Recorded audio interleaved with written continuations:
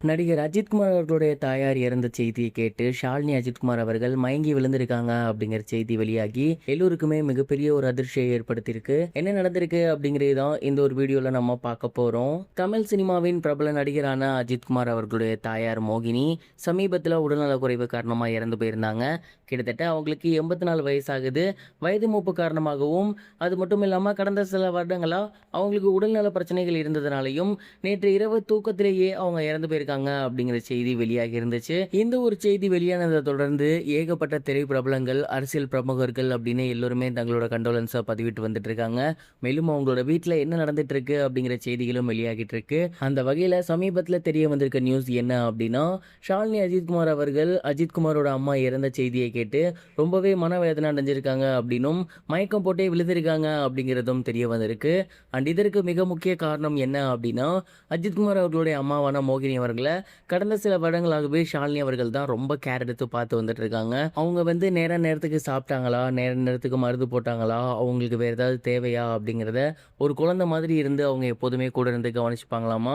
And சமீபத்தில் கூட நீங்கள் அந்த ஓட்டு போடுற இடத்துக்குலாம் அவங்க கூட்டி வரும்போது பார்த்துருந்தீங்கன்னா, அஜித்குமார் அவர்களுடைய அம்மாவை ஷாலினி அவர்கள் தான் கையை பிடிச்சி கூட்டி வந்திருந்தாங்க.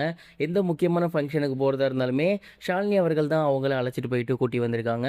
அந்த அளவுக்கு ரொம்பவே கண்ணும் கருத்துமாக பார்த்துருந்துருக்காங்க. ஒரு குழந்தை மாதிரி தான் அவங்கள ட்ரீட் பண்ணியிருந்திருக்காங்க.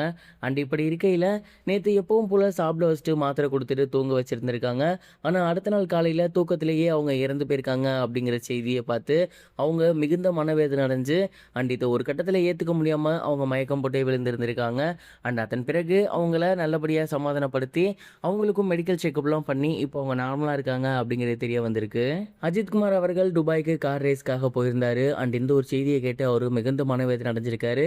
ஏற்கனவே அம்மா இல்லை அப்படிங்கிற ஒரு செய்தி அவரை வாட்டி விதைச்சிருக்கும்.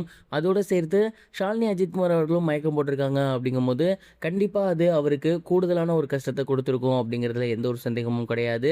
இந்த ஒரு செய்தியை கேட்ட உடனேயே அஜித்குமார் அவர்கள் உடனடியாக துபாயிலேருந்து புறப்பட்டிருக்காராமா. நாளை காலையில் அவர் சென்னை வந்துடுவார் அப்படின்னும், நாளைக்கு தான் அஜித்குமார் அம்மா அவங்க மோகினி அவர்களோட இறுதி சடங்கு நடைபெற போகுது அப்படிங்கிறதும் தெரிய வந்திருக்கு. அஜித் சார் ஃபேமிலி தரப்புலேருந்து சொல்லியிருக்கக்கூடிய ஒரு விஷயம் என்ன அப்படின்னா, நாளை காலை எங்களோட அம்மாவோட உடல் வந்து நல்லடக்கம் செய்யப்படும்.